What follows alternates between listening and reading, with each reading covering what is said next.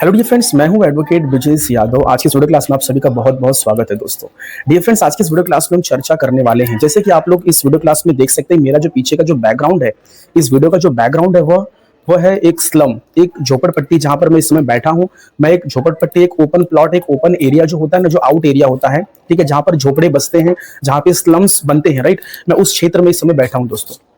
So dear friends, यदि आप इस प्रकार की कोई प्रॉपर्टी खरीदना चाहते हैं, जैसे कि उदाहरण के तौर पर 10 बाई 20 का गाला हुआ, 10 बाई 15 का गाला हुआ, या फिर कोई ओपन प्लॉट हुआ, यदि आप इस प्रकार का कोई प्रॉपर्टी खरीदना चाहते हैं, तो ऐसे में आपको कौन कौन से डॉक्यूमेंट्स का जांच कर लेना चाहिए, कौन कौन से दस्तावेज आपको देखने चाहिए, जिससे कि आगे चलकर फ्यूचर में, भविष्य में ऐसा ना हो जाए कि हमने जमीन खरीद ली, हमने प्रॉपर्टी खरीद ली और कल को जो जमीन का जो जमीन का जो रियल जो ओनर है, जो उसका जो मूल जो मालिक है, वह आकर ऐसा ना कहे कि भाई ये तो हमारी प्रॉपर्टी, ये तो मेरी जमीन है, ये तो आपने अवैध कब्जा करके रखा, ये तो एनक्रोचमेंट हो गया, ये इलीगल पोजीशन। आप यहाँ से आप हटिए, ये आप इसके मालिक नहीं, ये तो पेपर मेरे नाम पर है, आपने किससे पूछ के हमारी प्रॉपर्टी बना ली। तो ऐसे में कहीं ना कहीं क्या होता है, हमारे साथ में फ्रॉड, हमारे साथ में धोखा हो जाता है। और जो वहाँ के जो इस झोपड़पट्टी को बसाने वाले जो दलाल, जो ब्रोकर्स होते हैं, वो क्या करते हैं, हमें हमारे साथ में फ्रॉड और चीट कर जाते हैं। और वो हमसे क्या करते हैं, 7-8 लाख रुपए ले लेते हैं और हमको 10 बाई 15, 10 बाई 20 की हमको जमीन, प्रॉपर्टी या फिर जो भी रूम है, गाला बनाकर हमको बेच के चले जाते हैं। और कल को हो सकता है, कभी कभी ऐसा भी होता है कि जो वहाँ की महानगर पालिका या फिर जो नगर निगम होती है,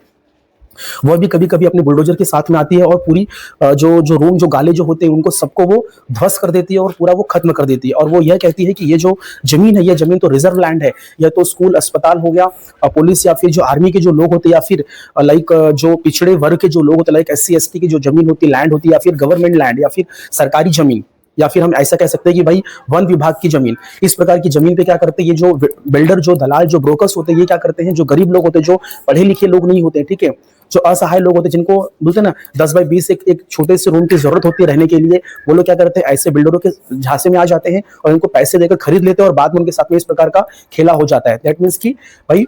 बिल्डर्स, जो महानगर पालिका या फिर नगर निगम होते हैं, वो या फिर जमीन का जो रियल जो स्वामी है, वो आकर क्या करता है, इस एनक्रोच, एक तरीके से जो वहां पे जो झोपड़े बसाए जाते हैं, उनको तोड़कर हटा दिया जाता है। तो कहीं ना कहीं गरीब व्यक्तियों के साथ में अन्याय हो रहा है दोस्तों। तो यदि आप इस प्रकार की कोई प्रॉपर्टी खरीदने के लिए जा रहे हैं, तो ऐसे में आपको, जो भी व्यक्ति आपको यह प्रॉपर्टी बेच रहा है, या यदि आप उसके साथ में जो भी आप खरीदने बेचने का जो आप व्यवहार कर रहे हैं, तो ऐसे में उस व्यक्ति से आपको किस प्रकार के कौन कौन से डॉक्यूमेंट्स आपको उससे मांगने चाहिए, और उस डॉक्यूमेंट्स की किस प्रकार से आपको जांच करके उसके बाद ही आपको उस प्रॉपर्टी, उस संपत्ति को आपको खरीदना चाहिए दोस्तों।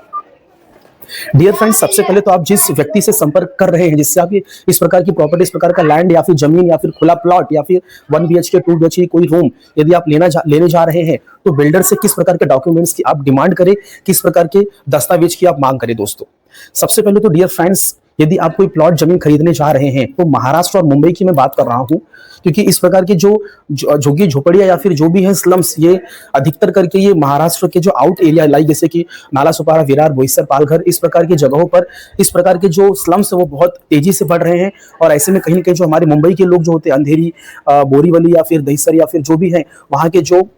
थोड़े बहुत जिनके पास पैसे इकट्ठा हो जाते हैं, वो क्या करते हैं, इस ऐसे क्षेत्रों में इन्वेस्टमेंट के पर्पज से यहाँ पे आते हैं और वो क्या करते हैं, 1 BHK 2 BHK या फिर गाला या फिर रूम लेते हैं 7-8 लाख रुपए का, ठीक है। तो ऐसे में यदि आप नहीं फंसना चाहते हैं, यदि आप इस प्रकार कोई इन्वेस्टमेंट करने का प्लान कर रहे हैं, तो कौन कौन से डॉक्यूमेंट्स की जांच आपको कर लेनी चाहिए, आज हम इस वीडियो क्लास में डिटेल में इसके बारे में चर्चा करेंगे दोस्तों।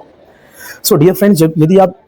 किसी बिल्डर या फिर ब्रोकर या फिर दलाल के संपर्क में जा रहे हैं, तो सबसे पहले तो उस बिल्डर, उस ब्रोकर से आपको उस जमीन का जो पेपर होता है, उस पेपर की आपको मांग करनी चाहिए। अब पेपर में सबसे इंपॉर्टेंट क्या है कि भैया जमीन का मालिक कौन है, उसके लिए आपको उस प्रॉपर्टी का जो टाइटल, जो डीड होता है, या फिर आप बोलोगे सेल डीड, ठीक है, कि भाई यह जो प्रॉपर्टी है वो किसके नाम पर है, यह प्रॉपर्टी उस व्यक्ति जो बेच रहा है उसने किससे खरीदा है, तो उसकी सेल डीड हो गई, टाइटल डीड हो गई।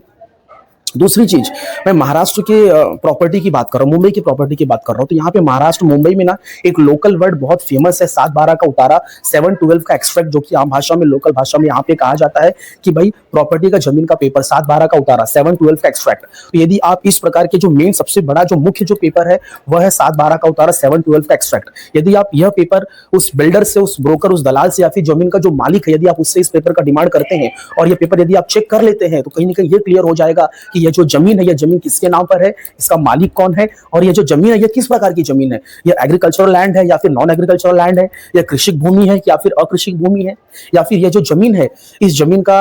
सर्वे नंबर क्या है, प्लॉट नंबर क्या है, या जमीन किस पर्पज में यूज की जा सकती है, मतलब कि उस जमीन का पूरा जो डिटेल्ड जो इन्फॉर्मेशन है आपको 7/12 के उतारे या फिर 7/12 के एक्सट्रैक्ट से आपको काफी अच्छे से डिटेल्ड में आपको उस प्रॉपर्टी के बारे में आपको जानकारी मिल जाएगी दोस्तों। डियर फ्रेंड्स, लेकिन कई बार ऐसा देखा गया है कि जब हम जब बिल्डर से संपर्क करते हैं तो बिल्डर हमें ये कहता है कि भाई ये जमीन हमारी है, ठीक है, ये देख लीजिए हमारे पास पेपर है। तो वो हमें पेपर्स में क्या दिखाता है, वो हमें पेपर्स में दिखाता है sale agreement, power of attorney POA और एक एफिडेविट, और वो बताता है कि ये सब सारे पेपर्स है जमीन के। सो दोस्तों, जमीन के ये पेपर्स सही मायने में ये पेपर जमीन के नहीं होते हैं। यदि आप कोई जमीन खरीदते हो तो आपको पता है या फिर सबको पता है कि जमीन जब हम खरीदते हैं तो जमीन की प्रॉपर्टी की रजिस्ट्रेशन करवाई जाती है, ठीक है, रजिस्ट्रार ऑफिस या फिर सब जो रजिस्ट्रार ऑफिस होते हैं वहां पे जाके जमीन की रजिस्ट्री करवाई जाती है, उसका मोटेशन होता है, मोटेशन सर्टिफिकेट्स मिलती है। तो जो राजस्व जो विभाग होता है, जो रेवेन्यू जो डिपार्टमेंट होती है, उस रेवेन्यू डिपार्टमेंट में क्या होता है, जमीन की रजिस्ट्री की जाती है। तो कहीं ना कहीं रजिस्ट्रेशन और जो स्टैंप ड्यूटी होती है, वो स्टैंप ड्यूटी रजिस्ट्रेशन फीस भरने के बाद ही जमीन का जो सही पेपर है वह बनता है। तो ये जो मैं जिस स्लम में, जिस झोपड़े में मैं अभी इस समय बैठा हूं, ये जितने भी आपको झोपड़े दिख रहे हैं, यहाँ पे होता क्या है, यहाँ पे जमीन का मालिक कोई और होता है, और होता है क्या, बिल्डर जो ब्रोकर जो दलाल होते हैं वो क्या करते हैं, यहाँ पे आके ओपन प्लॉट खरीदते हैं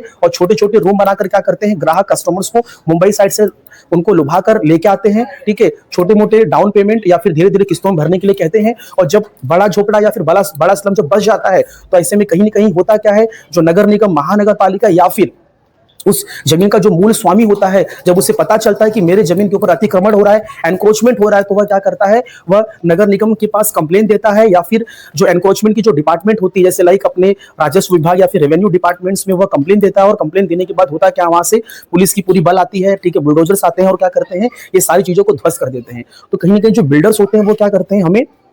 कभी कभी कोई जो रिजर्व जो लैंड होती है, लाइक आदिवासी की जमीन, जो ट्राइबल, जो SC ST की जो जमीन होती है, हमें वो SC ST की जमीन, ट्राइबल की जमीन भी क्या करते हैं, वो बिल्डर्स हमें बेच देते हैं। और ऐसे में होता क्या है, एक दिन ऐसा आता है कि जब पूरा एरिया क्षेत्र पूरा बच जाता है तो बुलडोजर और पुलिस के बल के साथ में आते हैं और क्या करते हैं, इस पूरे क्षेत्र को ध्वस्त करते, पूरा लेवल कर देते हैं। और कहीं ना कहीं हमारे मेहनत का जो कमाया हुआ जो पैसा है वो पूरा पानी में चला जाता है और हम कुछ कर नहीं पाते हैं। सो दोस्तों, अगर यदि आप इस प्रकार कोई जमीन या फिर रूम या फिर गाला खरीदना चाहते हैं तो आप सबसे पहले आप ये देखिए कि जो बिल्डर आपको जमीन बेच रहा है वो बिल्डर 7/12 का उतारा, 7/12 का जो एक्सट्रैक्ट है, क्या वो आपको दिखा रहा है, क्या वह 7/12 का जो उतारा है, जो एक्सट्रैक्ट है, वो किसके नाम पर है, यह देखना बहुत ही जरूरी है। तो बस आप वो 100 रुपए के स्टंप पेपर पे जो बनता है ना, sale agreement, power of attorney या फिर वो एफिडेविट, उसके बेसिस पर आप जमीन, आप प्रॉपर्टी मत खरीदिए दोस्तों। क्योंकि ये जो बिल्डर्स होते हैं ये क्या करते हैं, जमीन मालिक से बातचीत तो कर लेते हैं, उनके साथ में एक टेम्पररी सेल एग्रीमेंट तो बना लेते हैं, ठीक है, लेकिन कभी कभी ऐसा भी होता है कि जो बिल्डर होते हैं वो जमीन मालिक को पूरा पैसा नहीं देते हैं और कल को जमीन मालिक आता है और वो क्या कहता है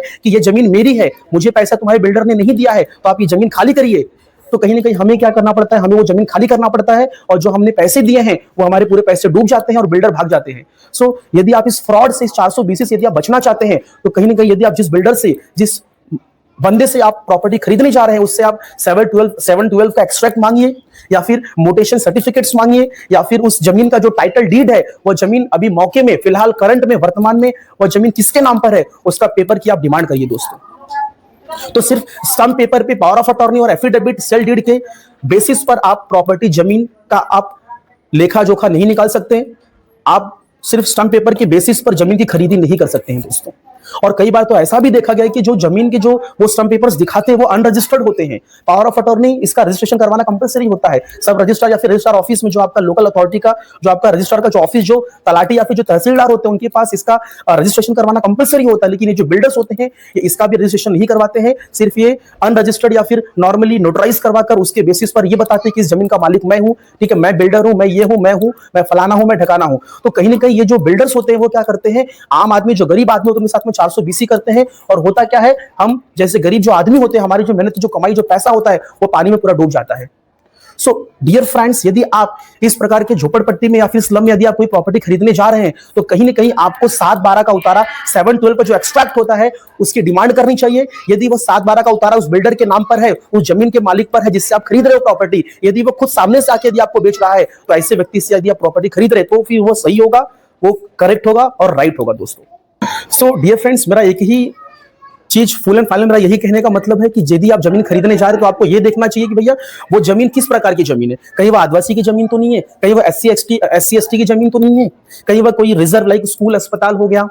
आर्मी, पुलिस हो गया, उसके नाम पे तो रिजर्व नहीं है, कहीं ये जमीन वन विभाग की तो नहीं है, तो ये सारी चीजों की खोज करने के बाद ही आपको जमीन संपत्ति और आपको प्रॉपर्टी खरीदनी चाहिए। सो डियर फ्रेंड्स, आज की मेरी ये जो वीडियो यहीं पे खत्म होती है। आप लोगों ने इतना समय दिया उसके लिए बहुत बहुत धन्यवाद दोस्तों। दूसरी चीज, यदि आपको मेरा ये वीडियो पसंद आया हो, अच्छा लगा हो, तो मेरे इस चैनल को सब्सक्राइब कीजिए, लाइक कीजिए और अपने दोस्तों के साथ में शेयर कीजिए।